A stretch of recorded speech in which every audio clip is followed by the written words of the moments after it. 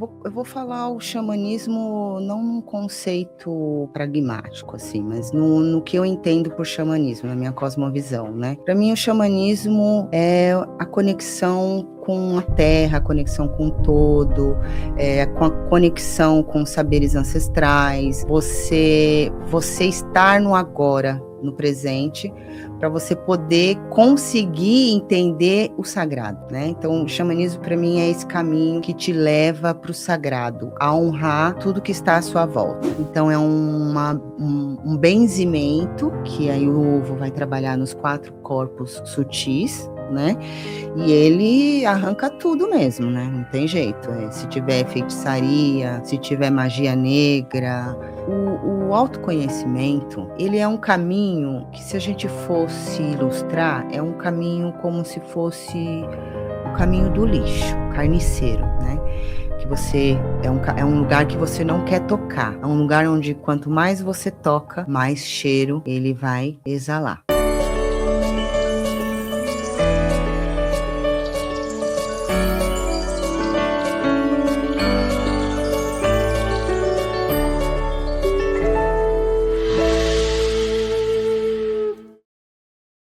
Seja bem-vindo a mais uma edição do programa Consciência Próxima, programa de entrevista, que teve sua estreia no dia 9 de março de 2010, daqui a pouco vai completar 16 anos, e mais de 1.000 convidados já passaram por aqui, compartilhando um pouco sobre suas experiências de vida, seus estudos, pesquisas, inspirando vocês que prestigiam aqui esse programa. Já recomendo que, se você gosta das temáticas aqui abordadas, deixe aqui nos comentários, curta e compartilhe com outras pessoas. O tema de hoje, Conexão Ancestral com Elisângela Costa. Bem-vinda, Elisângela. Boa tarde a todos, gratidão pelo convite. Boa tarde, bom dia, boa noite, a gente não sabe que hora que você vai assistir, né, nesse programa de hoje. Então vamos começar, Elisângela, com penas. Qual é o poder, o significado e a importância das penas no seu caminho e nos caminhos dos povos originários e dessas interconexões ancestrais, né? Bom, para mim, as penas elas trazem um significado muito simbólico. Além delas trazerem o poder e a conexão com o elemento ar, né? Ela também traz a energia do animal e do lugar que esses animais passaram. Então, é um mensageiro entre o grande espírito, né, e a terra. E para os povos, né, para os povos originários, eles faziam muitos trabalhos, né, de cura, e algumas penas, principalmente as penas de arara, elas eram utilizadas como escambo, né, entre as etnias. Então, as penas, elas carregam uma grande simbologia e um grande poder, né? Ela trabalha muito com processos de cura, benzimento, muito na parte mental e conexões espirituais. Você falou da pena de arara. Tem outras penas que também são consideradas assim, extremamente sagradas, além de todo o processo de leveza, de outras conexões que elas trazem para algumas etnias específicas? Ah, sim. Tem a pena de gavião real, né, para os povos ali da Amazonas, os Runicuins, Yanauá, né? Tem o beija-flor, as penas do beija-flor, né, o próprio animal também, para os guaranis. Tem o parente do gavião real, que eu esqueci o nome, Condor, lá para os Andes, né?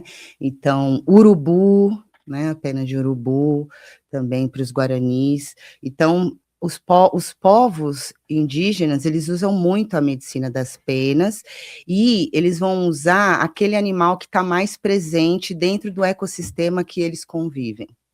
Muito bom. Tem alguma pena que você tenha ou que você tenha ganhado, que você fala, nossa, essa aqui é muito sagrada, para você é bastante significativa, não necessariamente para as etnias que têm aquelas penas do lugar, mas que para você, assim, ressoou como bastante significativa? Ah, sim, tem. A do corvo, que eu recebi, eu jamais pensei que ia ter uma pena de corvo. Primeiro porque é um pássaro que não é aqui da nossa região, né, e eu recebi de um cliente que eu atendo online, e ele veio fazer uma visita no Brasil e ele me trouxe a pena de corvo. Olha, que significado do corvo? O corvo, ele é o pássaro de Odin, né, ele é um mensageiro, místico, né, então ele trabalha muito com os mistérios da lua, com os mistérios do inconsciente, e é um animal muito bom para trabalhar com magia. Nós colocamos o título como Conexão Ancestral com Elisângela Costa. E, inclusive, o seu novo perfil é Conexão Ancestral CM, né? CM. Quem são os nossos ancestrais?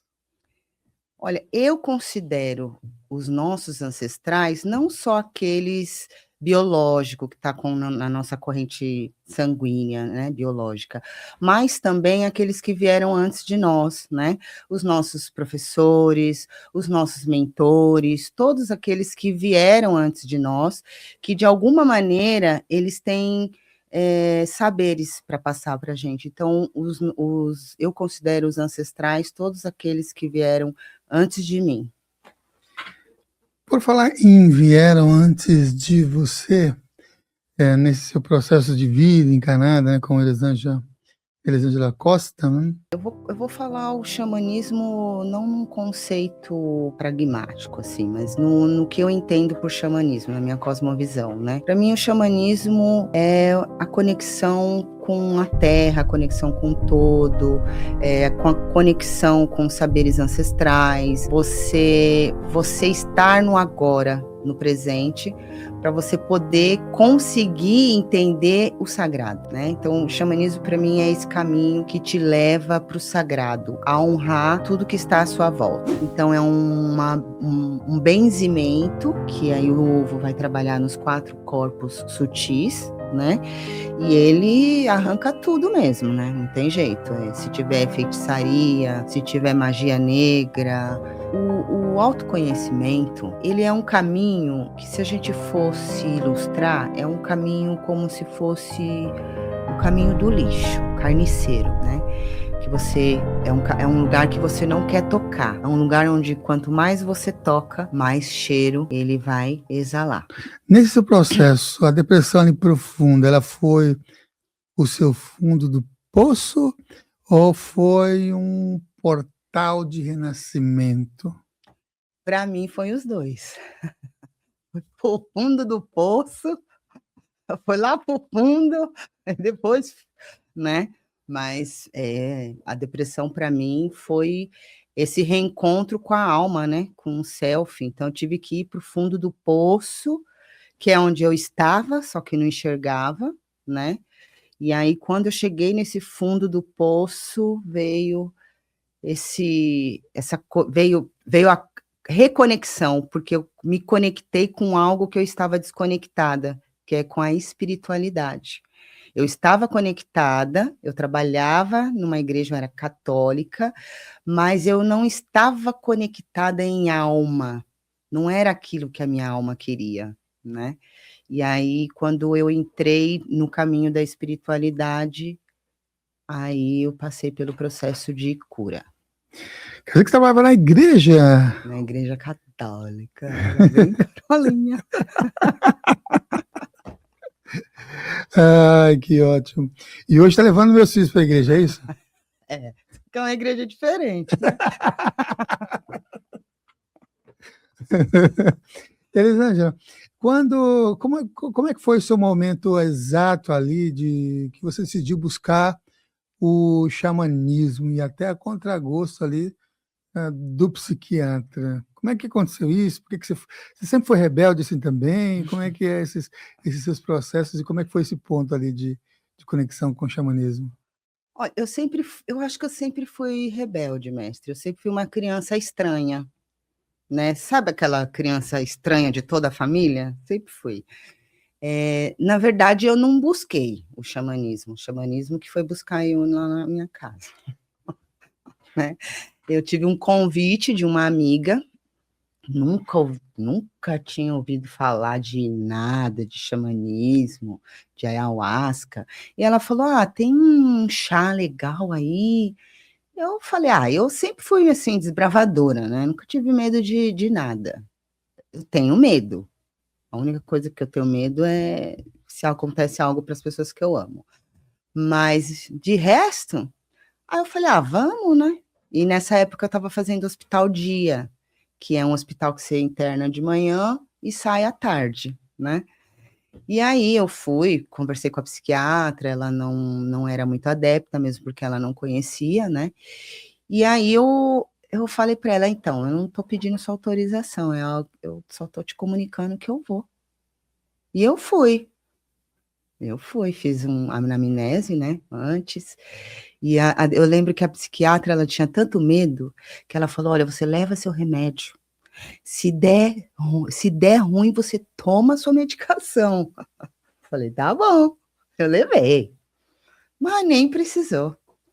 Foi assim a melhor experiência, a primeira experiência com a ayahuasca foi o melhor da minha vida, não levei peia. Recebi só o que era só coisa boa, só amor, porque era o que eu estava precisando, né.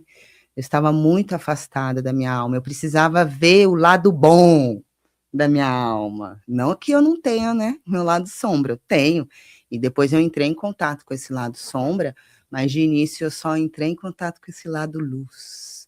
E aí eu fui passando pelo processo de cura, muito profunda. Olha aí.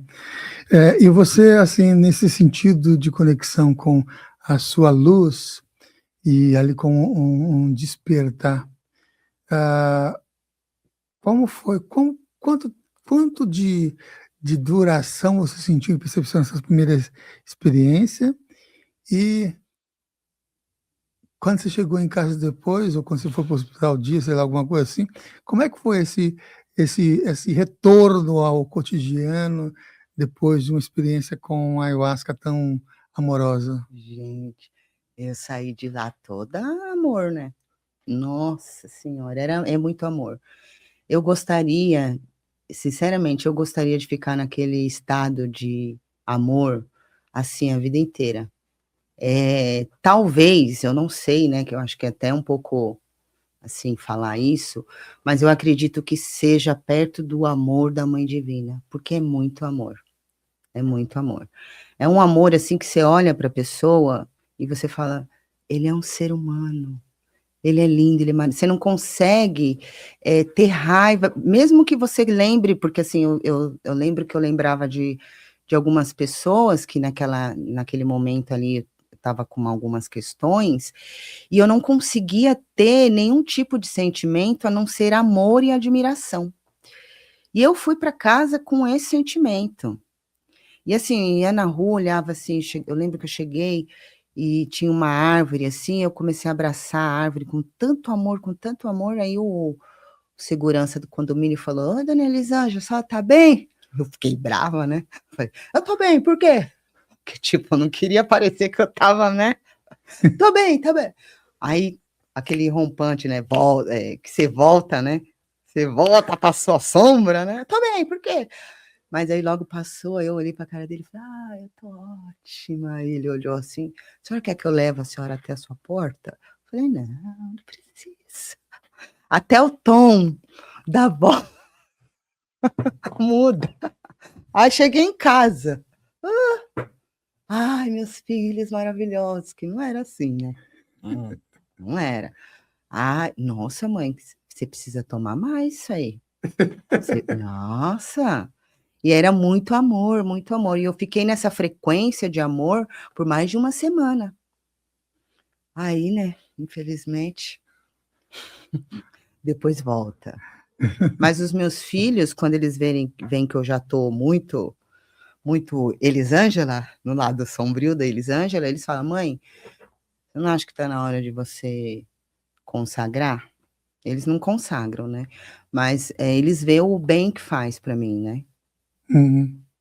Na Inacreditável. naquela época em que você tinha processos de acompanhamento psiquiátrico e medicamentos, como é que foi o processo com a ayahuasca e esse desmamar, ajudou, não ajudou?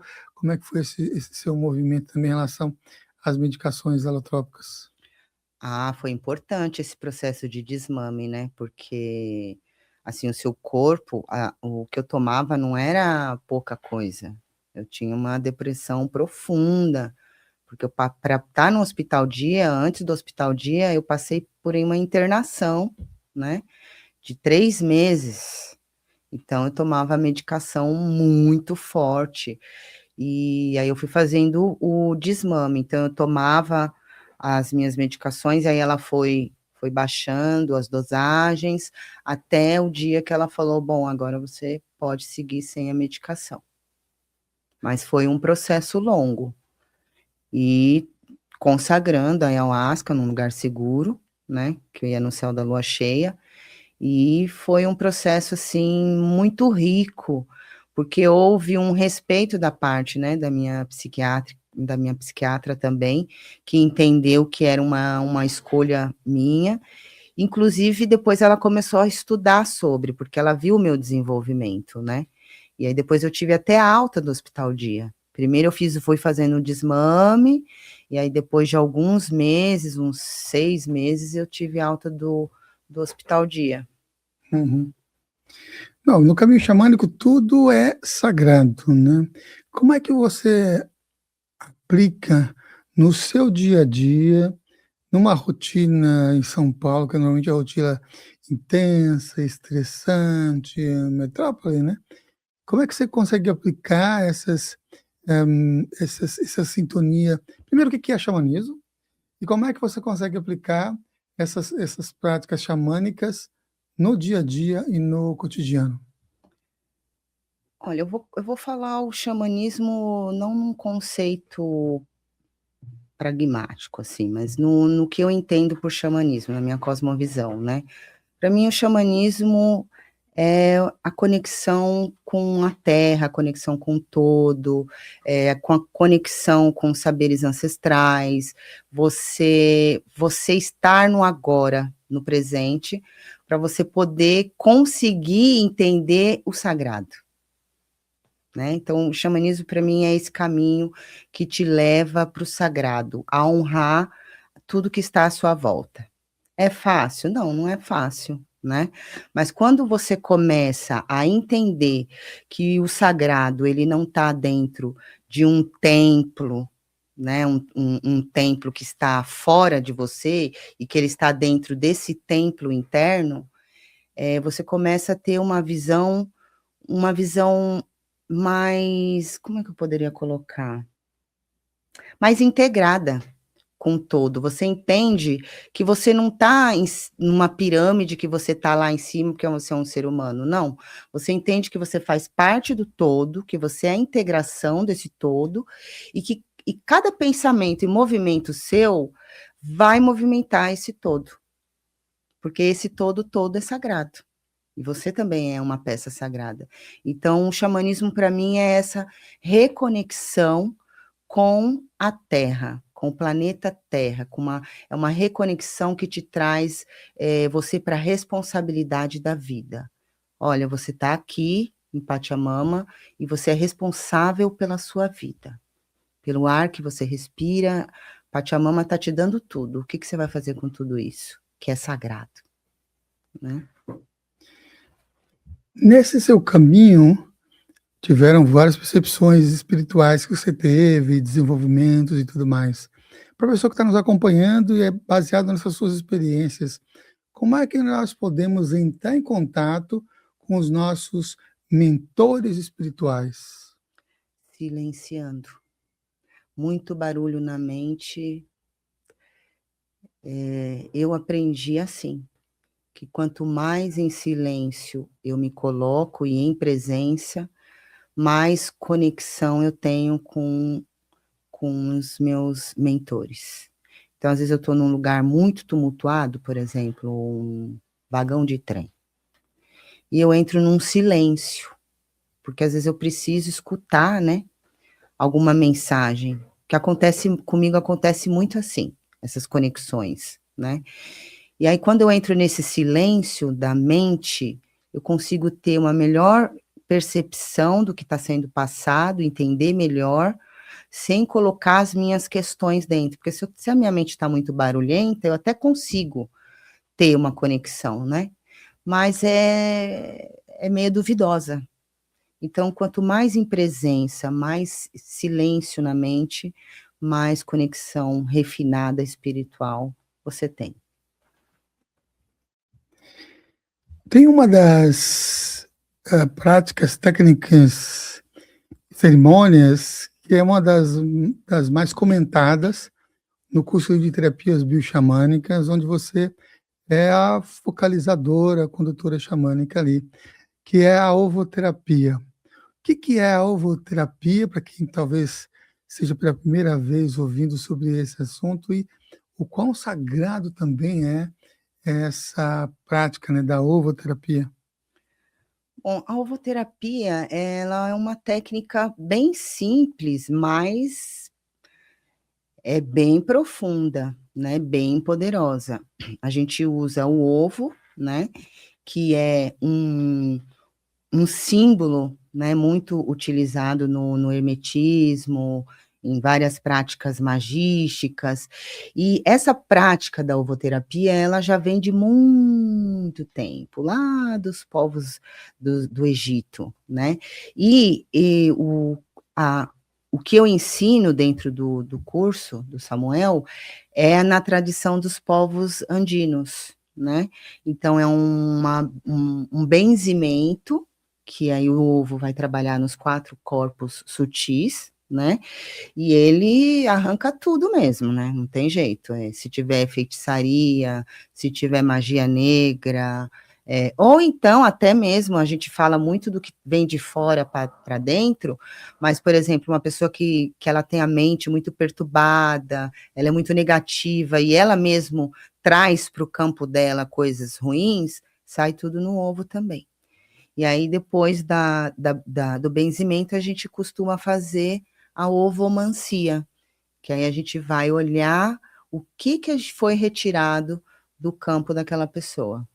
E assim, é um benzimento muito forte, muito poderoso, tanto é que a gente sugere fazer uma vez por mês, porque as pessoas veem que o benefício é tão bom, que acaba viciando e quer fazer toda semana. E não é legal, né, porque ela tira tudo. Então a gente precisa prestar muita atenção, porque realmente é algo que funciona mesmo. É uma Uhum. medicina maravilhosa. Existe peia na ovoterapia ou não? Depende. Depende da pessoa, né.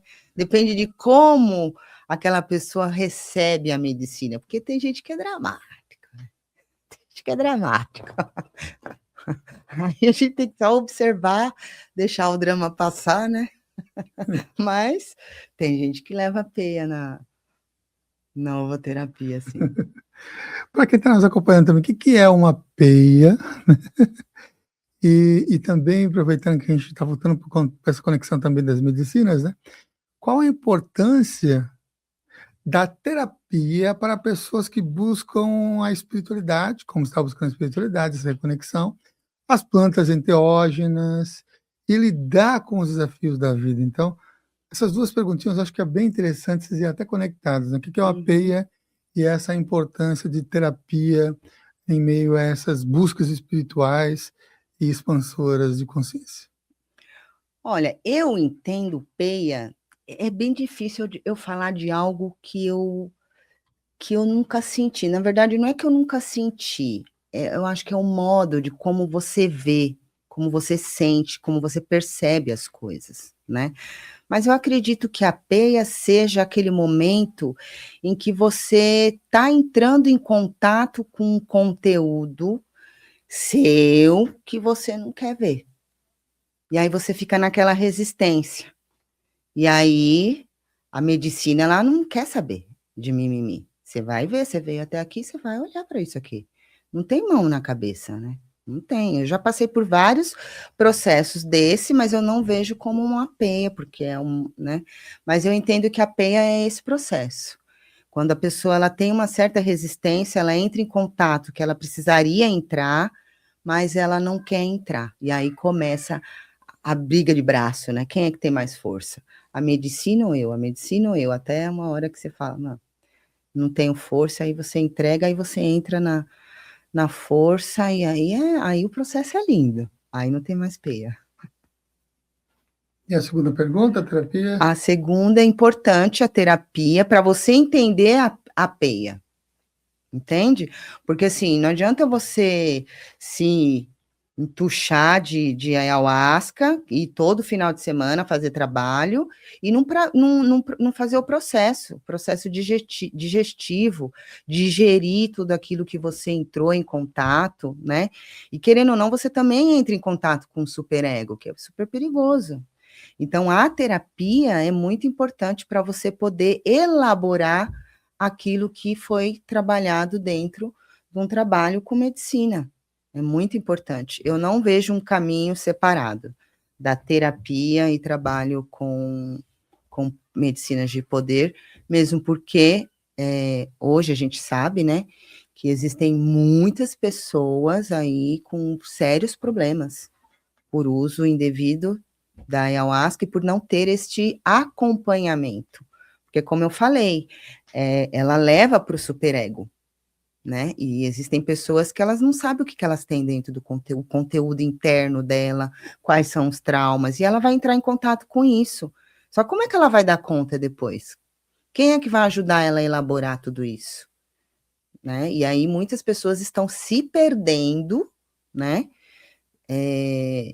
Aí, ao invés deles se encontrar com o self, eles entram em contato com o falso self e deixa de existir, viram vou colocar aqui zumbi, viram zumbis. Mas para eles eles estão vivendo numa maravilha, mas é uma ilusão, né? Tá no véu de Maia. Uma das saudações que é bastante presente, principalmente nas utilizações de medicina, seja ayahuasca, rapé, entre outras, é a saudação Rausch. O que significa essa saudação? De que etnia que provém essa saudação e por que ela também ela é tão sagrada e não é algo assim, para dizer banalmente, né? O Rausch, ele vem do tronco linguístico pano, né? Então, ele é ali da região do Amazonas, ali, né? Que fala desse tronco linguístico pano, e ali dos Yanauá, Cunicuins, né? Toda aquela região ali do Amazonas. Peru também, pega Peru, porque o Peru está um pouco ali no Amazonas. Então, o Rausch, ele é a mesma coisa do que o arro, o amém, o axé, né? Então, assim, o arro, o axé, o amém são palavras sagradas, né? Então, não é para ser usada assim comumente, né? Mas assim, arro, é como se eu estivesse saudando a outra pessoa, ou confirmando algo que ela está dizendo, né? Por isso é tão sagrada. Uhum. Roda de medicina. É fácil se conectar com a roda de medicina? E o que você pode dizer, já que você também é uma condutora da roda de medicina do Hemisfério Sul? Não é fácil. Não, olha, no início eu não entendia nada. Porque eu fiz o primeiro contato de roda medicinal que eu fiz, porque existem várias, né? Várias. Eu fiz aquela do Léo, né? Do Léo Artesi, que ele fez uma adaptação para o nosso hemisfério. E lá na geografia, né? Na geografia eu aprendi do jeitinho que todo mundo aprende, né? O norte embaixo, não, o sul é embaixo, o norte em cima, o trivial. E lá o Léo ele fez a transposição da roda para o nosso país, né? Então ele colocou o norte em cima, o sul abaixo. E isso me dava um nó, um nó, um nó. E é desafiador, mas não é só por conta disso. né? É desafiador porque cada giro da roda é um aspecto que você vai trabalhar, né? Um aspecto físico, é um aspecto espiritual. Então, é desafiador porque, assim, por exemplo, você está aqui no leste, na iluminação, trabalhando só com a parte boa, elevações espirituais, né? Você está no momento da primavera, você está florindo, as coisas toda aberta, né, para o mundo. E aí depois você vem para o verão, né, para o sul. Aí você começa já meio que você já vai começar a trabalhar suas águas internas, suas emoções, sua criança interior. Então, assim, aqui no hemisfério sul, a gente está comendo os frutos, né?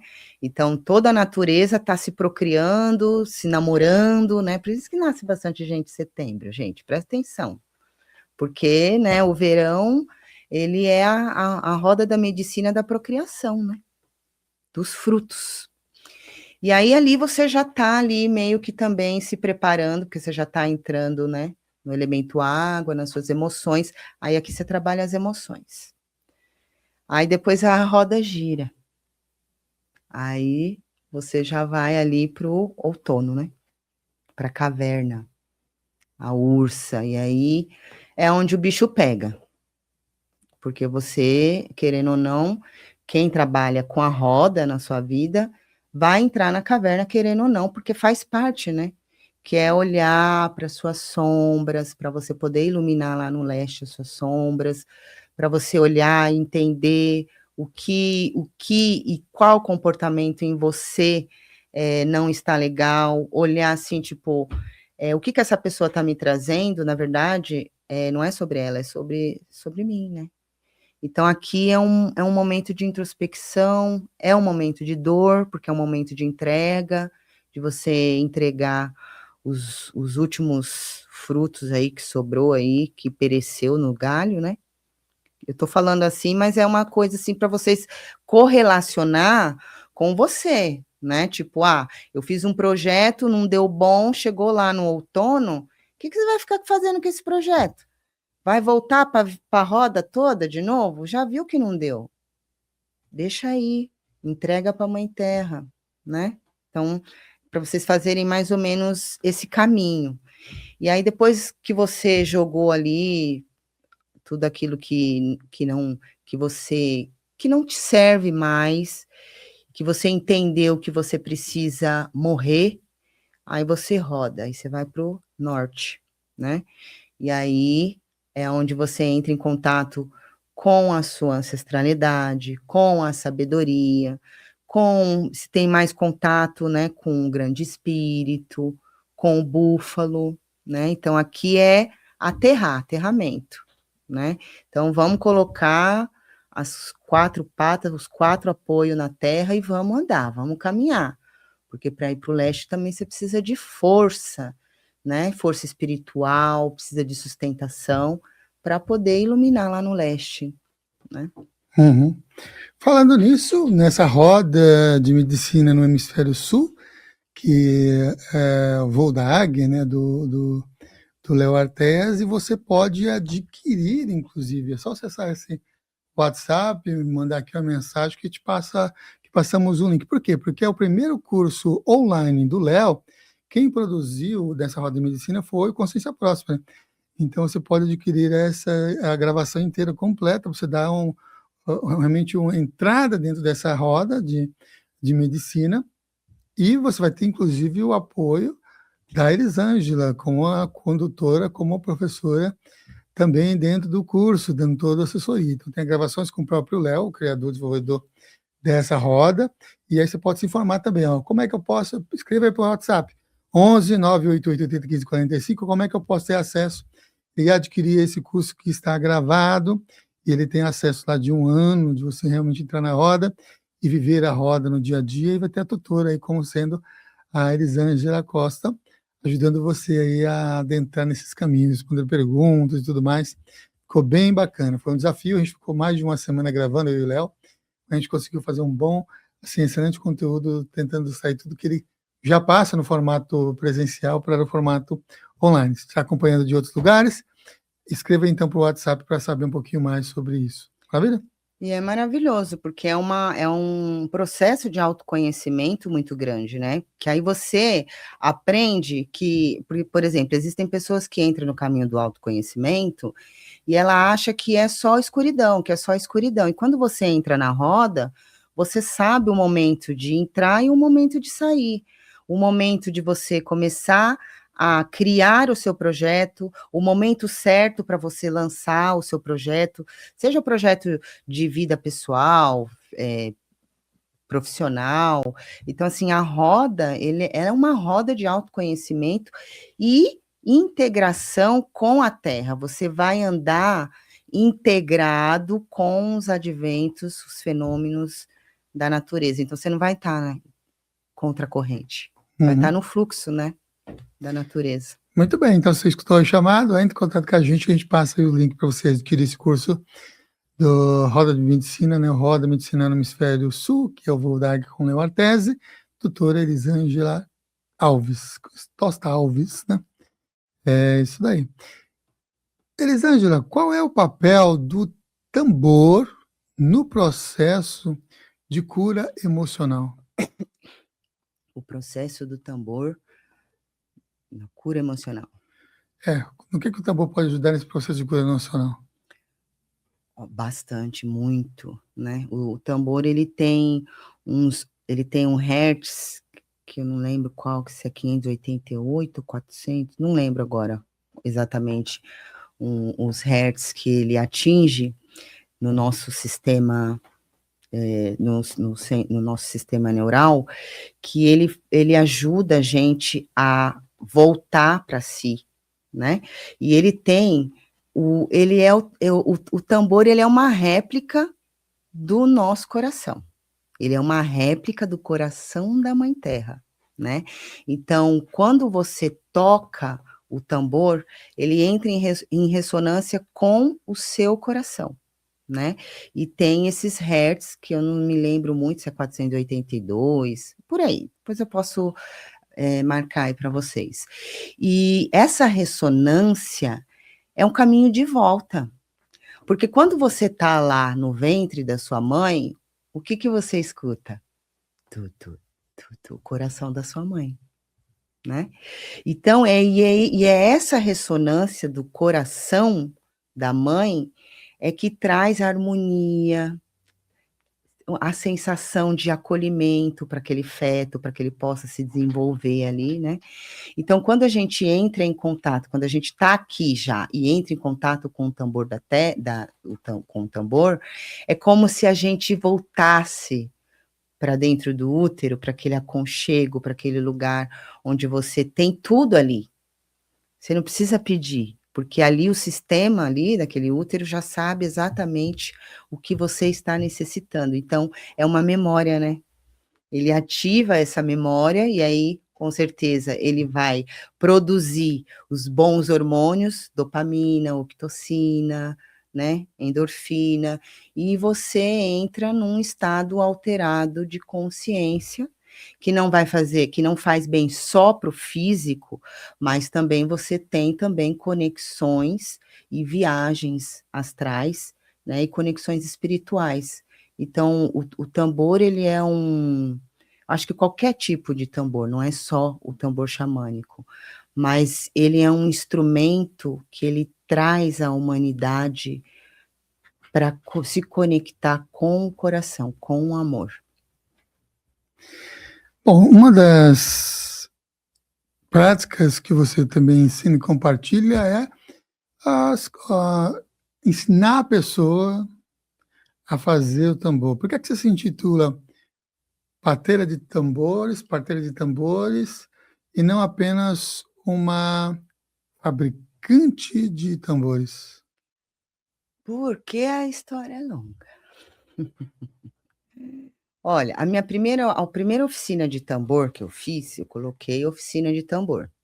E eu fiz assim meio no cagaço, no escuro, porque foi o seguinte: eu ajudava uma turma que era do candomblé a fazer comida para entregar para pessoas em situação de rua.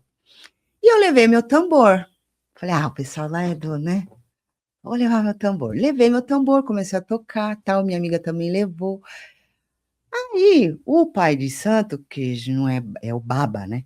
O Baba falou, filha! Ele me chamou de filha.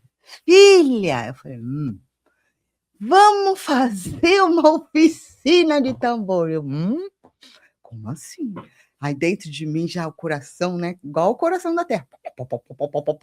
Eu falei, vamos. Eu achei que ele tava, né? Tipo, tirando um barato. Não, vamos sim, Baba, vamos. E não, quando, filha? Quando? Já vamos?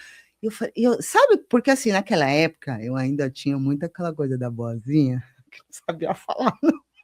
Imagina falar não para um Baba, para um pai de santo, que é um amor de pessoa, nossa senhora. Eu não ia ter coragem, não tive coragem. Fui para casa, fizemos lá as marmitas, entregamos tal, fui para casa com esse negócio na cabeça. Falei, meu Deus, mas eu só fiz uma oficina. Como é? Eu só fiz um tambor na minha vida. Como é que vai? Daqui a pouco, no outro dia, quem manda mensagem? Baba. Filha, já montei aqui a data, que não sei o quê. E eu, nossa, eu não conseguia, gente. Você acredita que eu não conseguia falar não para ele? O que eu fiz? Comecei a ir atrás de pessoas que vendiam casco, e naquela época era tudo muito fechado, né? Quem tinha, quem sabia, ninguém queria passar. Ninguém queria passar. Era uma coisa muito assim, muito fechada. Aí eu encontrei um amigo marrom que fazia os cascos. Eu falei, encontrei.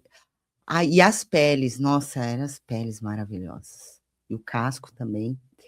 Aí eu falei, bom, essa parte já foi. Agora eu preciso, né, fazer os outros modelos, porque assim, eu poderia ter colocado, que nem muitas oficinas, só um modelo. Você me conhece, né, Mércia? Falei, não, vou pôr os 3 modelos. Coloquei Pueblo, Lakota e o Cherokee. Falei, o pessoal vai escolher só um. Nossa, foi muita gente. Foram, acho que, para a primeira oficina, acho que foram 15 pessoas. Com tambores de todos os tamanhos. Porque, além disso, eu coloquei tamanho do menor ao maior que o marrom tinha, que era o 45, aro 45. Foi aquela bagunça, né?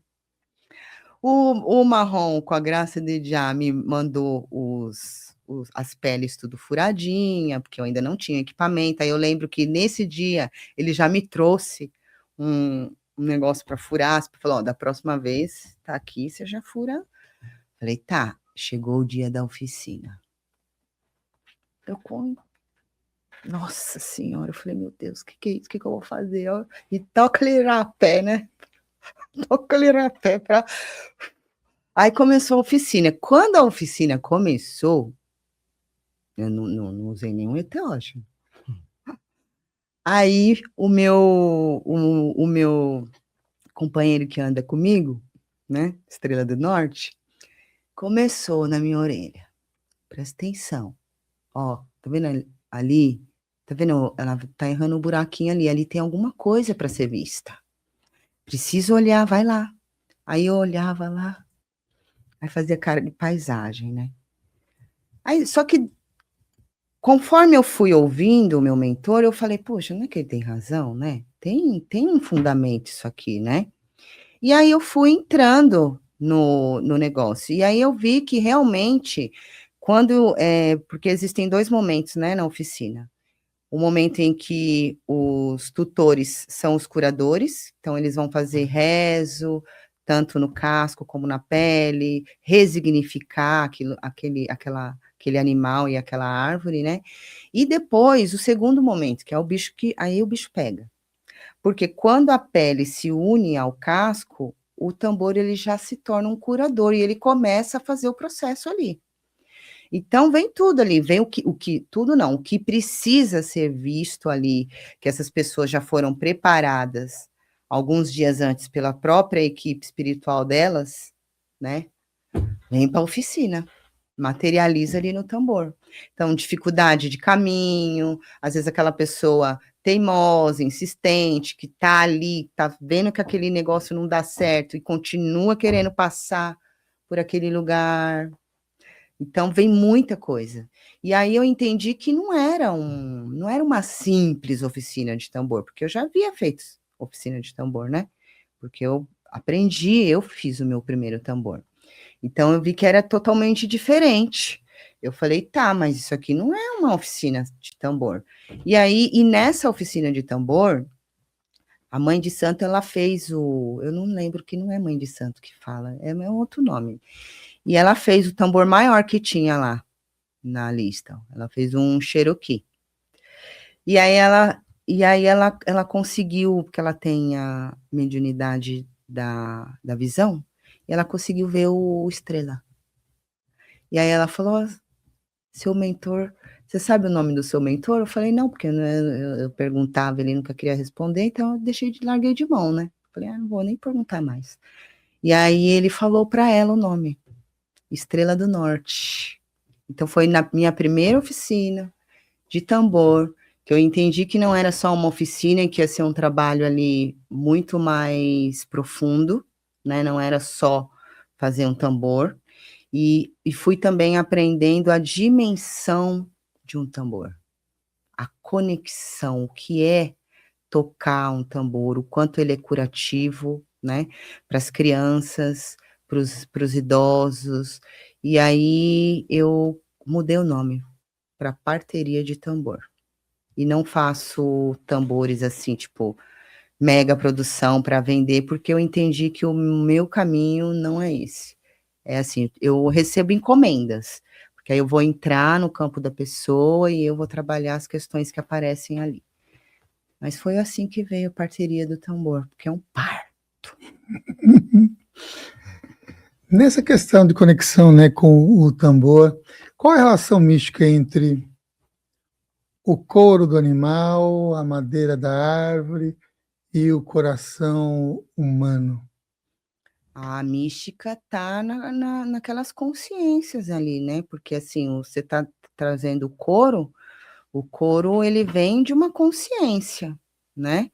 Uma consciência sagrada que teve o sacro ofício, né, de entregar a sua vida para a humanidade, né? Independente de como foi esse processo, mas eu entendo assim. Então a mística tá nessa consciência, porque essa consciência ela traz a medicina dela para a pele. Então, por exemplo, se era um boi que mandava na coisa toda lá, que tinha todas as vacas lá, ele é aquele que traz o quê? A fertilidade, a força, mas não é aquela força usurpadora, né? É aquela força que você precisa ter para ir para a vida, né? Então ele vai trazer essa consciência, vamos colocar essa mística. Então aquele tambor ele vai trazer essa força de quem tocar e quem ouvir ir para a vida. Ah, tô desanimado. Espera aí que eu vou pegar o meu tambor aqui, que ele tem uma medicina de ir para a vida. Ele vai para a vida. E o casco é a mesma mística, né? Aquele povo em pé, aquela árvore, então tem toda uma história ali ao lado dele, né? Ao lado, nas profundezas. Imagina quanta memória não tem ali daquelas raízes, o quanto ele não de informação da terra que ele não tem, né? Então ele tem lá das profundezas e aí ainda a copa as informações espirituais que ele não tem de lá do alto e o que está ao entorno dele, essa é a mística dele, né? Então, e aí a mística do coração, o coração humano, que é o nosso norte, né? Se seguíssemos o nosso coração, que é onde aí é a intuição, né? Seríamos mais felizes, ficaríamos menos doentes. Então, é a ressonância de duas consciências que tiveram coração, né? Imagina o coração dessas consciências, como deve ser, com o coração humano. E aí a mística toda tá onde? Que é acionada aqui, né? Nas palmas da mão, quando você pega a baqueta, porque aqui, ó, é a extensão do nosso coração, esse chakra inferior, né, que tem o chakra da cura. Por quê? Porque aqui, ó, é a extensão do coração. Então, quando eu pego a baqueta, eu aciono o meu coração. Meu coração está pulsando na baqueta e eu vou bater no tambor, que é um coração, é o coração da Terra. Então, essa é a ressonância. O nosso corpo é um tambor, né? A gente tem esse tambor interno. Então, é essa mística. Qual foi o tambor mais difícil que você ajudou a parir? E a pergunta mais fácil seria: qual foi o tambor que nasceu mais fácil? Olha, o mais difícil, assim, num nível mais hard, assim, foi um Cherokee 30, um aro 30, gente, desse tamanho assim, ó, tambor. Mas foi um processo bem difícil, porque, na verdade, eu não costumo fazer uma anamnese, deveria fazer uma prévia, né? Uma anamnese para saber quem é que está chegando, né? Para poder me preparar minimamente para o que vai vir, né? Mas eu não faço. Eu tô pensando se eu faço isso, mas. E aí chegou uma pessoa que ela estava passando por um processo que ela ia fazer, ela estava há dias para, assim, quase para fazer uma cirurgia de. Como que chama aquela cirurgia para emagrecer? Bariátrica? Bariátrica. Assim, tipo, acho que na outra semana ela ia fazer esse negócio aí. E você acredita que ela começou a fazer esse tamborzinho? Gente, era desse tamanho. E na oficina tinha gente com tambores enormes, assim, né? E super tranquilo. Esse tamborzinho começou a falar. Na hora dela tecer, ele começou a arrebentar. Falei, pô, não vai sobrar mais pele para esse coitado? Esse coitado não vai nascer. Não vai nascer, porque não tem mais onde. E aí, reza e pá, estoura. O tambor todo fechado e pá, estoura. Eu falei, não. Aí tive que sentar, né? Aí falar, vamos lá, o que tá acontecendo? Você vai passar por algum processo cirúrgico? Aí ela começou a chorar. Ela falou, eu ia. Falei, como assim você ia? É, porque eu ia fazer a bariátrica e eu vim com esse propósito porque eu estava meia confusa se ia fazer ou não, porque eu tô com medo. Aí eu falei, então, filha, não vá fazer, né? Não vá fazer. Falei, conversa com o médico, vê se tem uma outra maneira de você chegar no propósito que você quer, não sei se é de saúde ou não, mas não é sugerido aqui a cirurgia, não nesse momento, né? E aí o tambor ele mostrou pra gente, e foi muito difícil. Foi assim, foi um processo de mais de 12 horas. E eu não deixo ninguém embora. Enquanto o último tambor não for tecido, não nascer, ninguém sai. Porque primeiro que é um desrespeito, né, com aquele tamborzinho que está nascendo, com o tutor dele, e também ajuda na emanação, né, de cura. Aí tem gente que chega e fala assim, não, mas eu nunca fiz xamanismo, eu só queria fazer um tambor para pôr na parede. Eu falei, não, mas você sabe rezar. Se conecta com o seu coração e reza, porque ajuda muito nesses processos, né? E esse foi um processo bem difícil, a gente saiu, já era mais de meia-noite lá no lugar. Mais de meia-noite. Por falar em xamanismo, o que você diria para alguém que tem medo, receio de buscar o xamanismo, por causa, inclusive, dos estigmas sobre rituais que ele acabou acessando até nas redes e nos acessos que ele foi percebendo por aí? Olha, primeiro que assim, tudo que a gente tem medo de tudo que a gente desconhece, que a gente não conhece, né? E, e é interessante que quando a gente tem medo, é legal ir buscar, porque às vezes esse medo é o medo de uma reconexão com algo que você já viveu em algum tempo, que passou por aqui, né? Então, ao invés de ficar amarrado no que está aí, no que você viu, vai vivenciar. A gente tem xamanismo de vários caminhos, né? De vários povos, por exemplo, o Samuel, ele traça um xamanismo sem enteógeno. Amanhã mesmo vai ter a tenda, vai outro dia que vai pro ar, né? Uma vez no mês tem a tenda do suor, que é uma tenda de purificação, que trabalha os seus 4 corpos. Então, se dê uma chance de conhecer antes de julgar. O medo, ele é natural, né? E tudo que a gente não conhece, a gente teme. Então, eu diria, vamos sair da ignorância, conhecer, para depois você entender se é bom ou ruim. De que forma que a gente pode perceber, ou de que forma que é possível perceber a espiritualidade no nosso dia a dia, na nossa vida, no nosso cotidiano? Se você está em presença, se você está atento, você percebe muito, né? Essas conexões, eu entendo que não são conexões assim, que você precisa de um ritual para se conectar, mas se você está desperto, você consegue perceber, nem sempre enxergar, mas perceber a espiritualidade atuando.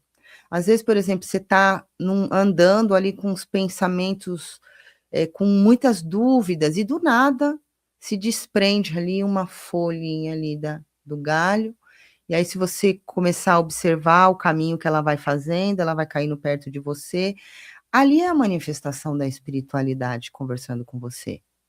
Basta você estar atento, observar e decifrar, né? Que mensagem espiritual é essa? Por exemplo, as penas. As penas no meu caminho, elas são fundamentais, porque quando eu estou com uma questão, eu peço, eu falo, olha, me dê uma luz em relação a essa questão. Se for isso, vai aparecer uma pena no meu caminho. E aí aparece, né? Para me dar um direcionamento. E aí cabe a mim entender o que está falando ali, né? E cada pena tem um entendimento, tem um significado espiritual. Então a espiritualidade, ela atua de uma maneira tão simples, tão, tão presente, tão eficiente, que eu acho que quando a gente coloca tudo isso dentro de um templo, se afasta, né, dessa coisa natural, dessa conexão natural, para se tornar algo assim muito dogmático. Não, só vou conseguir falar com o meu caboclo se eu tiver lá com a tabaque rodando. Não tenho nada contra. Só estou falando que existem formas muito simples e naturais de estar, não é nem de se conectar, é de estar conectado com a espiritualidade. Uhum. No ano de 2025, você tinha comentado em alguma das participações no Terapias Xamânicas e que você estava num ano bastante criativo, numa onda criativa, e que estava gestando alguns projetos. Esses projetos já estão aí, vão sair. O que você pode compartilhar de toda essa gestação criativa que você teve intensa em 2025? 2025 foi tenso. Toda criação é um parto também, né? Precisa da contração, né? Então, em 2025, eu entrei em contato com uma medicina das rosas, né? Através, eu estava em busca do amor próprio, né? Porque tinha um amor próprio lá no sapato. E aí eu fiz um ritual com o astrólogo, o Wilson Valadão, é o Wilson Valadão, né? E que era sobre o resgate do amor próprio. E nesse dia do ritual, existiam 2 opções, ou você fazia em casa ou você faria lá com ele, que inclusive é aqui na casa de Samuel. Também tem várias coisas legais aqui rolando, né, mestre? E aí eu optei por fazer em casa, né? E também não consagrei nenhum enteógeno. E ali, na medida ali que eu fui fazendo aquele ritual, eu fui tendo inspirações, né? Não vou falar que eu ouvi, senão vou falar que eu tenho, né? Tive inspirações de um caminho, de um processo de cura através das rosas, né? E aí vinha assim, rosa amarela, você vai trabalhar na lua tal, para trabalhar tal. E aí o meu mental, a minha mente, que eu sou bem racional também, né? É tipo São Tomé, tem que ver para crer, ficava assim, uma coisa assim, não, mas o amarelo, pelo que eu aprendi lá na Conan, Cromoterapia? não é para isso. Amarelo é alegria, expansão, né? Querendo negociar com o que estava vindo. Mas eu falei, não, peraí, se eu estou aqui, estou recebendo esses insights, eu me curvo, recebo e escrevo, né? E aí fui escrevendo e estou ainda no processo, né? Porque são várias lunações com várias rosas para você despertar esse amor próprio. É como se fosse um retorno para o seu lar, né? E aí sair daquela coisa do vitimismo, sair daquela situação da boazinha, trabalhar os traumas, na verdade, da infância, abusos, abandono, rejeição, enfim. E ainda estou terminando, ainda preciso ainda passar pelo processo para poder colocar para outras mulheres. Não vai ser só para mulheres esse trabalho. Uhum. Ó, então é você, mulher, quem quiser mais informações, acesse aqui esse Instagram, mande mensagens lá para você ser avisada assim que tiver uma data de lançamento. Ó, Conexão Ancestral CM Elisângela Costa, e acesse lá no Instagram e peça informações para ficar na lista de espera, para já aguardar o lançamento dessas medicinas que serão compartilhadas aí depois de toda essa gestação, né? Gestação desse projeto e tudo mais. Pergunta que é bem comum e bem corriqueira, mas também que pode ser algo interessantíssimo, que é os animais de poder. O que é que são os animais de poder e como é que se pode reconhecer um animal de poder? E na sua experiência de reconhecer o seu animal de poder, você gostou, desgostou, achou legal, achou não legal? O que é isso? Fala um pouquinho disso também. Bom, os animais de poder são forças arquetípicas, né, que traz o seu potencial, o seu dom, a expressão do seu dom no mundo, né, o que você veio fazer aqui, a força instintiva que você tem dentro de você, né. E para mim é importantíssimo ter o conhecimento do seu animal de poder, mesmo porque quando você conhece o seu animal de poder, além dos limites que você aprende a ter, você também entra em contato com a sua força matriz, a sua força instintiva que a gente, né, no cotidiano, a gente vai, e com alguns dogmas por aí, a gente vai aprendendo que essa força instintiva ela é destrutiva, mas essa força instintiva, na verdade, ela não é destrutiva, ela é protetiva, né? Ela nos protege. Tanto é que se a gente for falar sobre força instintiva, o suicídio ele é antinatural, né? Porque a pessoa está tirando a própria vida. Então, ela também perdeu essa força instintiva dela. Porque se ela tivesse força instintiva, ela jamais entraria em um pensamento de tirar a própria vida, porque o nosso instinto é preservar a vida, né? Preservar, de preservação. Então, é bem importante, é bem medicinal também entrar em contato com o seu animal de poder, inclusive no curso Práticas Bioxamânicas do Samuel, né, mestre? Você consegue encontrar seu animal de poder e todo o seu totem, porque não tem só o animal de poder, né? A primeira vez que eu fiz a jornada foi com um Léo, apareceu um cavalo, eu fiquei toda, né? Ai, nossa, um cavalo! Porque eu já tinha, né? Acho que eu já estava sugestionada. Porque eu já tinha ouvido falar que o cavalo era aquele ao ego, que era aquele que leva para as jornadas, né? Ai, fui toda feliz.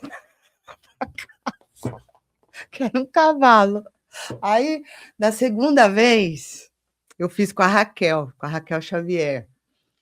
Ah, nossa, foi uma tristeza, meu Deus do céu. Encontrei o bichinho magro. Gente do céu. Sabe o pacato do He-Man? Gente, era o pacato do He-Man. Magro, seco. Um tigre, gente, que parecia mais um gato maltratado que outra coisa. Mas eu chorei, hein? Nossa Senhora, eu saí da jornada, mas eu chorava, ninguém entendia nada.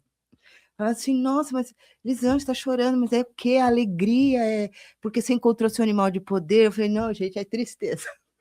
É tristeza. Meu animal de poder está todo ferido, está magro, acabado, você não tem mais. Mas qual é? Eu falei, é o pacato do He-Man. Como assim o pacato do He-Man? Falei, não, gente, é um tigre, estava pior que o pacato do He-Man. Aí a Paula olhou para mim e falou, poxa, irmãzinha, você tá tão ruim assim? Aí proidou tudo, né? Ai, porque o animal estava representando eu, né? Olha o estado que eu estava. Ah, nossa, foi muito desafiador para mim aquilo lá. Mas aí eu fui me alimentando, né? Ia pro bosque, imaginava ele comendo carne, até eu imaginava que estava comendo carne crua. Dei umas comidinhas também de carne crua para dar uma, né? Aí deu uma melhorada. Aí a minha terceira eu fiz com você, né? No curso que eu fiz com você. E aí ele se apresentou de novo, mas aí tá bonitão, fortão, né? Aí deu gosto de ver. Mas olha, e foi assim que eu encontrei meu pacato. Eu pus o nome dele de pacato. Ficou pacato. Mas é legal aquela história do He-Man que ele se transforma mesmo. Eu tenho a força. He-Man. E aí o pacato se transforma Então, no guerreiro. É guerreiro o nome dele, é. No gato guerreiro, né? No guerreiro, gato guerreiro, que é. Puxa, mas se vê naquela situação. Ai, que ótimo, né? Qual a importância de honrarmos os nossos ancestrais, mesmo aqueles que, puxa a vida, é um conflito, né? Uma pedra no sapato, né? Tem, né, gente? Não dá pra gente, né? Honrar não é aceitar, né? A gente precisa entender que as pessoas às vezes falam assim, não, eu não vou honrar aquela pessoa que abusou de mim, mas aceitar é uma coisa, honrar é outro, né? Entender assim, a importância ele veio antes de você, e ele é o caminho, ele foi o caminho, querendo ou não, né? Mesmo sendo a pedra no seu sapato, ele foi o caminho para você estar aqui. Então, a importância, né, de honrar o seu ancestral é exatamente que ele abriu passagem para que você existisse. Muito bem, honrar os ancestrais, já que estamos falando de conexões ancestrais. Você diversas vezes citou aqui essa questão de ter boazinha. Né? O que é a síndrome, então, dessa boazinha? E por que ela é tão perigosa, principalmente, nesse caso, por exemplo, na nossa sociedade, do jeito que a gente vive, para as mulheres? Bom, a síndrome da boazinha, ela é um resultado de uma infância onde a criança entendeu que foi, não que ela tenha sido, mas ela entendeu que ela foi rejeitada e abandonada. E aí ela entende o seguinte: se nem meu pai, nem minha mãe me amou, quem vai me amar? Então eu preciso servir.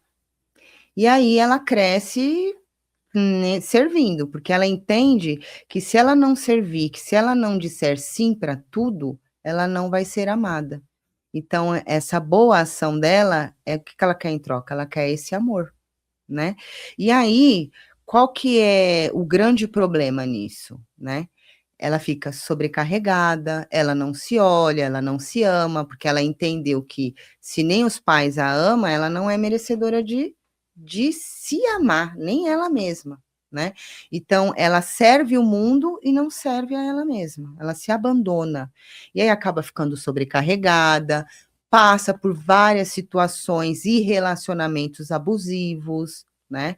Então é bem perigoso, a síndrome da boazinha. Eu já passei por isso. De vez em quando a gente dá uma escorregada, porque eu entendo que essas síndromes, elas não, para mim, tá, gente? Tem gente que entende diferente. Eu entendo que não existe assim, que você não acaba com isso, assim, não existe uma cura. É um trauma ali, vai ficar, sempre vai ficar um resquício, uma marcazinha. E a qualquer momento essa marcazinha ela vai se mostrar. Então, todo cuidado é pouco, né? Então, eu não me sinto curada disso. Ainda vejo eu em muitos processos dessa síndrome, mas é importante, principalmente as mulheres, porque elas ficam muito sobrecarregadas, né? E assim, é entender que ninguém é obrigado a nos amar, né? Principalmente, já pensou alguém amar a gente pelo serviço que presta? Não vai amar, porque o outro ele vai entender que você está fazendo por livre e espontânea vontade. Só que não, né? Tem um preço. Imagina, o outro que está recebendo tudo isso, mal sabe o preço, né? Que é o quê? Ela quer ser amada. E às vezes o outro não tem como amar aquela pessoa, né? Então, precisa tratar, precisa procurar ajuda terapêutica, né, para cuidar disso. Já que estamos falando sobre o feminino, como lidar com a TPM? Como lidar com a TPM? Tempo para meditar. Quando eu falo tempo para meditar, o pessoal leva ao pé da letra, mulherada. E principalmente aquelas que não quer olhar, né? Ai, não, mas eu não tenho tempo, sabe? Ela fica, mas como, né? Porque a sua realidade, não, gente. A minha realidade é uma realidade bem difícil. Eu trabalho muito. E quando eu falo tempo para meditar, eu não estou falando que é para parar tudo e ficar lá. Não. Mas é esse silêncio, porque quando você medita, você tem que entrar num silêncio, mas não é um silêncio da mente, na verdade é a escuta da sua mente, não é isso? Então, é você estar mais para dentro, escutando mais o que a sua mente está dizendo, porque a mente, nesse período, ela vem contar várias historinhas, ela entra em contato com o conteúdo do inconsciente, então ela vai vir, ela vai trazer. Escuta, esse tempo para meditar, que vocês chamam de tensão pré-menstrual, é um tempo para você se escutar, se acolher e não de projetar, porque é o momento que a mulher mais projeta para fora. Então, se escuta, se silencia, porque não é fácil, né? A TPM, ele é um momento ali que você está entrando em contato com o que você tem de pior dentro de você. E eu não estou falando de pior no contexto do ego, das sombras, mas eu estou falando, por exemplo, se você sofreu rejeição e abandono na infância, isso vai ficar muito latente na sua TPM. Se você tem mania de perseguição, você vai começar a projetar para fora, vai falar que seus amigos estão falando mal de você. E não, é só uma sensação de algo que você tem internamente que você precisa trabalhar. Uhum. Nessa perspectiva, o que seria, o que é a noite escura da alma? E por que muitas mulheres relatam que no período menstrual, elas sentem muito luto, sentem luto ou uma tristeza profunda? Bom, a noite escura da alma, ela é a travessia da sombra, né? Quando você entra em contato com o seu lado mais sombrio, que é uma travessia importante, dolorida, né? Mas enriquecedora. Depois que você atravessa a noite escura da alma, que é esse processo de você entrar em contato com a sua sombra, você ilumina, né? A sombra. Não é que se ilumina, né? Senão, mas você ilumina esse aspecto sombrio que você tinha, né? E a gente tem vários aspectos, então, e existem alguns processos de atravessamento dessa noite escura, que são processos até físicos, né? Que às vezes você precisa atravessar para poder iluminar algum ponto específico aí da sua vida e até mesmo espiritual. Uhum. Tem outra coisa que você perguntou Era sobre... sobre o aumento, por que elas relatam bastante luto e também tristeza profunda no período da Lua. É. Porque o que acontece? Existem várias camadas, né? Existe a parte biológica, que o corpo, ele realmente entra em luto, porque lá na TPM, tá preparando para a morte, porque aqueles óvulos que não foram fecundados, né? Eles vão ser descartados, é a morte mesmo. Então, tem uma morte biológica ali. Se tem uma morte biológica ali, o nosso sistema, ele vai começar a enviar hormônios que correspondem ao luto. Então, por isso, essa sensação de luto, essa tristeza profunda, é esse luto, é essa morte que está acontecendo. Isso no biológico, né? No físico. E aí também tem a parte espiritual e emocional. Então, assim, nesse processo da menstruação, por exemplo, o nosso útero, ele é um receptáculo energético. Então, ali no seu ciclo, você vai recebendo várias informações energéticas, fora as informações energéticas de quem você está tendo relação sexual, porque ele também carrega informações energéticas, não só dele, mas de todas as mulheres que ele já teve contato, e aí ele vai também depositar nesse receptáculo sagrado, né? Tudo é sagrado, né? E aí você vai fazer o quê? A menstruação, que vocês chamam de menstruação e a gente chama de lua, ela vai limpar também essa parte energética do útero. Então, tem mulheres que têm processos menstruais muito difíceis. Por quê?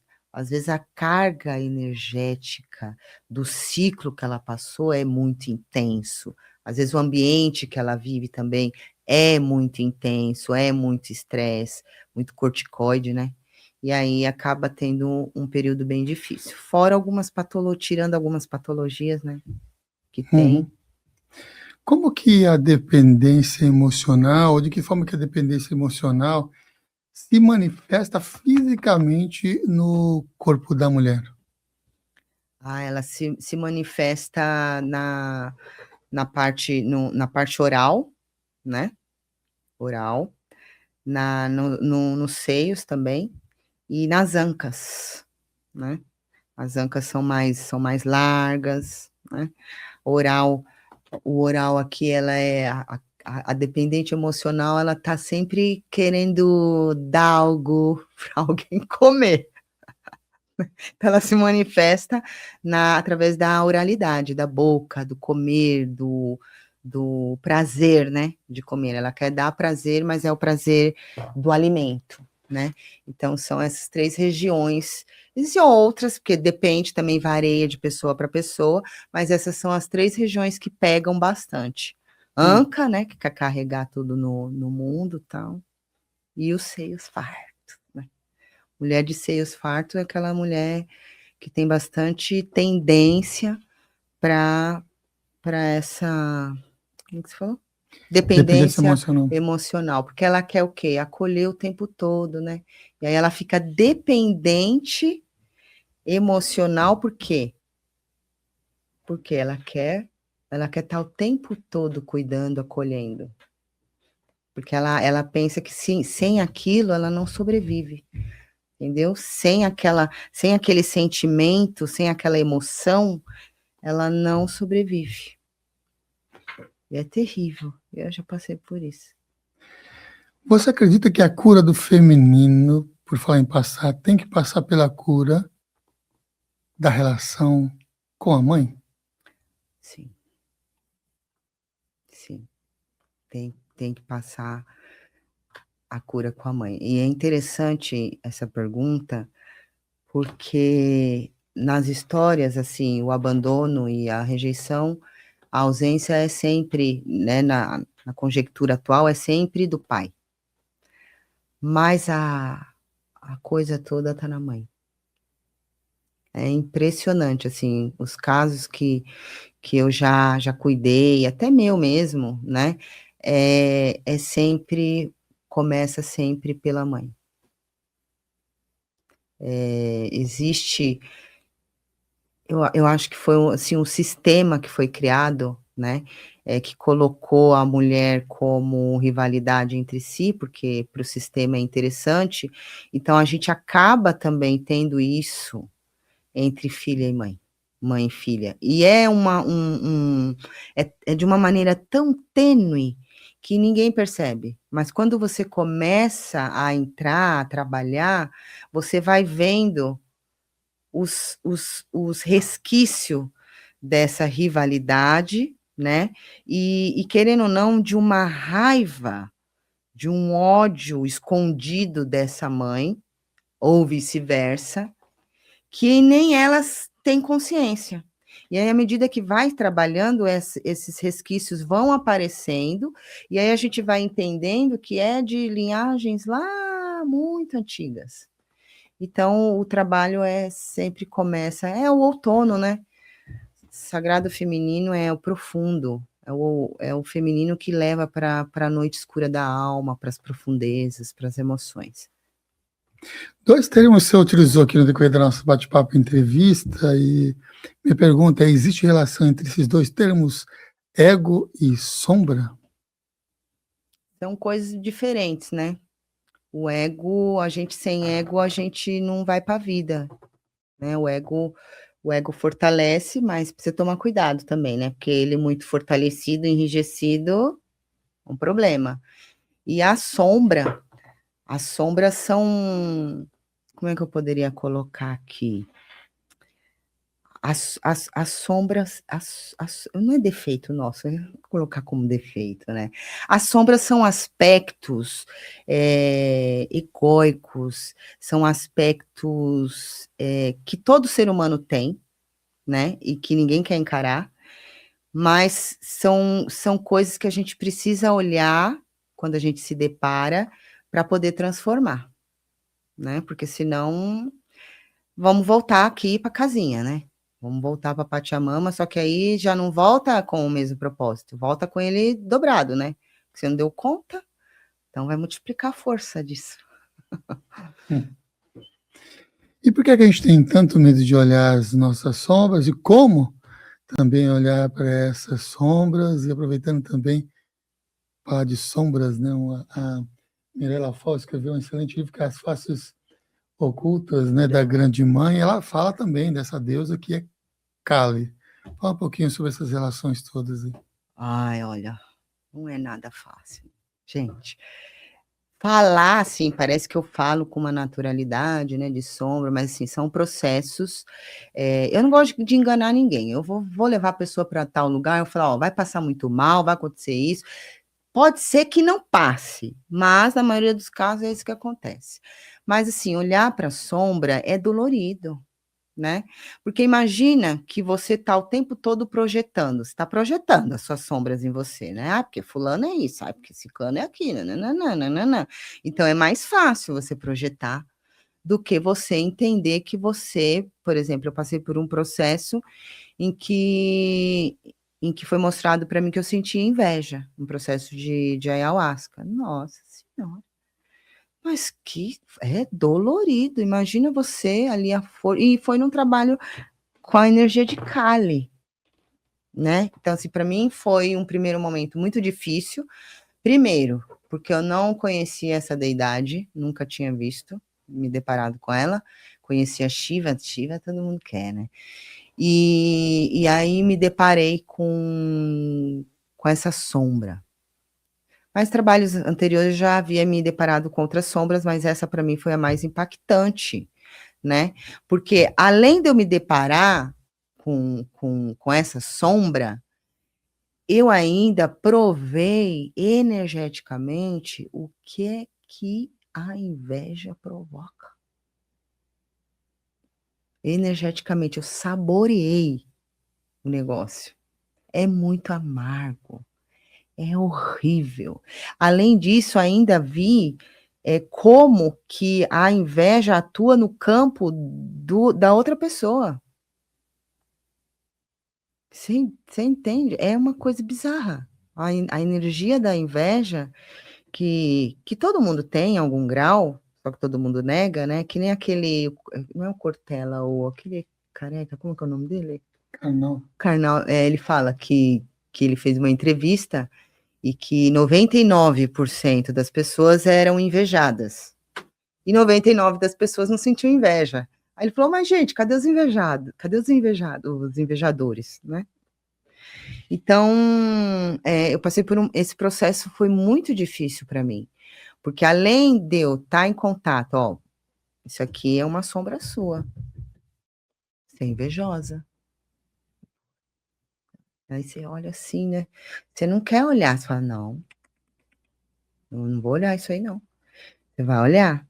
E aí você começa a entender que energeticamente, todos os sentimentos, tanto os bons como os ruins, ele tem um efeito, né? Não só em quem está sendo invejado, mas você também. E aí sente o gosto desse sentimento. Um amargo, mas é um fel. Era um fel que, nossa senhora. Depois, olha aqui, o que que acontece? Então, aí me mostrou várias etapas da minha vida, infância, adolescência, né? E as pessoas que...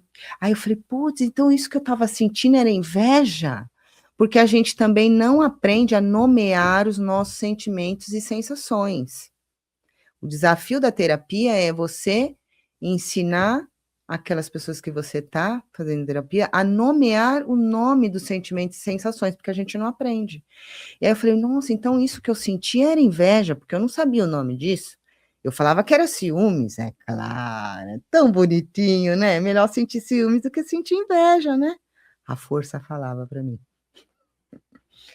E aí eu falei, puta, então, e hoje, então hoje você se iluminou, não sente mais inveja.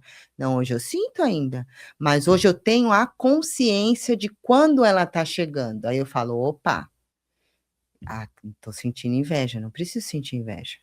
Esse sentimento que eu tô sentindo é inveja. Então eu nomeio e já corto, entendeu? Porque hoje eu tenho consciência do que é aquilo. Então, essa é a importância de trabalhar a sombra, é essa importância de você se tornar um ser humano melhor. Porque enquanto você nega algo que você tem, você não consegue transformar. Primeiro é aceitar. Tá, aceito. Para poder transformar. Porque enquanto você não aceita, você não transforma. Né? E depois aí teve a parte física, né? Que eu vomitei pra caramba. Nossa. E tava aquela música Kali Durguei Namo Nama. Imagina, a Kali destruidora do quê? Das ilusões, dos egos, né? Foi bem nessa hora que ela me pegou. Foi difícil. Mas, ó, eu agradeço, viu? Sou muito grata. Toda vez que vem um trabalho assim, não só de ayahuasca, mas com tambor mesmo, né? Sem enteógeno, que eu entro em contato com uma sombra minha, dói, fico chateada, fico triste comigo mesmo, mas eu fico muito grata. Nas relações e no cotidiano, pegando até um dos seus desafios que você citou aqui na entrevista, como as mulheres podem aprender a dizer não sem sentir culpa? Antigamente eu falaria uma coisa bem básica. Começa a pensar se esse sim vai tirar você de algum compromisso que você fez com você mesma ou não. Se não, é sim. Se sim, é não. Só que hoje, né, que a gente vai ficando mais velha, a gente vai tendo mais consciência, né? Eu falo, gente, vai fazer terapia, porque não é fácil. Não é fácil dizer não, né? Ainda mais a gente que recebeu muito não na vida, a gente só quer dizer sim, né? Então vai fazer terapia, vai trabalhar para aprender a falar não, porque o não também é importante, né? Qual é o caminho para a integração, já que a gente está falando do feminino, qual dessa integração do masculino e do feminino? Essa integração é importante para nós, né, seres humanos, porque o masculino manda você para a vida e o feminino ele te nutre para você ir para a vida. Então, essas duas energias, quando elas estão bem polarizadas dentro da gente, a gente tem aquele aspecto de ir para a vida, fazer acontecer, né? E com autorresponsabilidade, se nutrindo, se cuidando, se maternando, né? Com amorosidade, olhando para os detalhes da vida, né? Então, essa integração dentro de nós, esse equilíbrio, ele é muito importante. Principalmente eu vejo que hoje nós mulheres estamos muito solar, né? Eu falo que eu também tenho esse lado solar muito do faz, acontece, e esse nosso lado que está muito solar, ele não é um solar controlado. Ele é um fogo destrutivo, porque às vezes a gente passa por cima das pessoas para poder fazer aquilo que a gente acha que tem que fazer, sem perguntar. Tipo, ah, não, já vou fazer isso aqui, porque quando fulano chegar já vai estar tudo arrumado, já vai estar. Às vezes você está passando por cima, né? Então é um fogo que destrói, não é um fogo equilibrado, porque o masculino equilibrado não é aquele que coloca a espada para amedrontar, para esquartejar, né? É aquele que usa a espada, que baixa a espada e que usa a espada quando necessária. Então, eu sinto que nós, mulheres, estamos com esse masculino muito latente, mas o masculino adoecido, né? E o feminino nosso está assim, ó, adormecido, porque a gente não tem mais vontade para ter tempo para se escutar, porque já começa a falar, não, porque na vida de hoje, como é que a gente vai fazer? Porque não dá, porque olha a minha vida. Parou com isso aí. Para escutar sua mente, você não precisa parar de fazer suas coisas, né? Não precisa, é só ficar quietinha, se escutar, bico calado, né? E aí, tudo que é do feminino é desprezado. Estou falando do universo mais feminino, que é o que eu tenho mais contato. É desprezado. Ai, você é rosa. Ah, não, é muito menininha. Ai, porque mulher é muito mimimi. Então, assim, a gente está desprezando muito o que é natural do feminino, que é o amor, que é a beleza, que é a resistência. O homem tem a força, a mulher tem a resistência, né? Imagina isso integrado dentro da gente. Força e resistência. Uma maravilha, né? Vai para a vida nutrido com amor e alegria. Agora a gente está indo para a vida derrubando todo mundo, né? Fica complicado, é bem importante essa esse equilíbrio dentro de nós. E nos Uhum. homens também, né? Que os homens estão tão lunar, meu Deus do céu, que chega a dar preguiça. Para conhecer um pouco mais sobre o trabalho que a Elisângela realiza, entra aqui nesse Instagram, que é Conexão Ancestral, tudo junto, CM. Conexão Ancestral, esse arroba lá no Instagram. Falar em atividade que você desenvolve, tem um projeto que você faz, agora eu não sei, não recordo a periodicidade, que chama-se Ventre de Afrodite. Como é que funciona e como é que as pessoas também podem, se elas quiserem participar junto desse projeto? Bom, o projeto Ventre de Afrodite é um combate à pobreza menstrual, né? Então, a cada 2 meses, a gente leva kits de higiene pessoal para pessoas em situação de vulnerabilidade menstrual. Então, se você quiser participar, você pode participar doando algum item do kit, que é absorvente, sabonete, papel higiênico, shampoo, calcinha, você pode doar um desses itens, ou doar num valor, cada sacolinha acaba saindo para a gente R$ 28. E sábado, agora no dia 31, nós teremos a nossa ação, que é sempre lá no Largo São Bento. Então, a partir das 16 horas. Então, a gente está sempre lá. Se você quiser também ajudar a entregar a sacolinha, também esteja à vontade. É só aparecer lá e falar: olha, assisti você no Consciência Próspera e vim aqui ajudar. Ou entrar lá no nosso Instagram, que é Ventre de Afrodite com THE. Ventre de Afrodite? Ventre de Afrodite com THE. É isso. Só lembrando aqui que você está acompanhando o programa provavelmente no mês de fevereiro, então aí se informa mesmo nesse Instagram para saber qual é o próximo dia de entrega desse projeto de Venda Afrodite. Foca no Conexão Ancestral CM, Conexão Ancestral CM, e manda lá um recadinho que vai ser respondido por lá. Eu acho que vai ficar bem mais fácil para participar, seja você de longe poder colaborar financeiramente, ou você presencialmente que estiver aqui em São Paulo para ajudar nesse projeto. Muito bem, Elisângela, para quem que é o xamanismo? Vou fazer uma das últimas perguntas aqui da nossa entrevista. Para quem é xamanismo é para todos, né? Agora, eu vou falar que tem uma frase da ayahuasca, né? A ayahuasca é para todos, mas nem todos é para ayahuasca. Então, o xamanismo é isso, né? O xamanismo é para todos, é para quem está com o coração aberto para entrar na roda da vida de Pachamama. Quem quiser entrar, andar com Pachamama é o xamanismo. Convidar você para você se inscrever, sabe onde? No Clube Consciência, que está na descrição aqui desse vídeo, para informações sobre os próximos programas, novidades, tem sorteios também, as atividades que a gente desenvolve por aqui. Por quê? Porque a gente está chegando já ao final. Então, curta, compartilhe para outras pessoas também esse programa sobre conexão ancestral, aqui com a Elisângela Alves Costa, com a Elisângela Costa. E, mais uma vez, agradeço a sua audiência, a sua presença por aqui no Consciência. Vamos lá, chegando aí o mês de comemoração, celebrando, mês que vem, celebrando aí 16 anos. Vamos estar juntos aí para ampliar o raio de ação e amplas pessoas acompanhando o programa. Mais uma vez, Elisângela, agradeço você estar aqui no programa Consciência Próspera e vou pedir para você deixar aquela mensagem de encerramento antes de nós subirmos aqui a nossa vinheta. Bom, antes de deixar a mensagem de encerramento, se você quiser ter aula comigo, você se inscreve na próxima turma do curso de práticas bioxamânicas. Qual a próxima? Abril de 2026 inicia a próxima turma. Mas se você quiser informações, deixa eu ver aqui o telefone, é esse daqui, ó. Esse daqui que é o 11 988 80 15 45.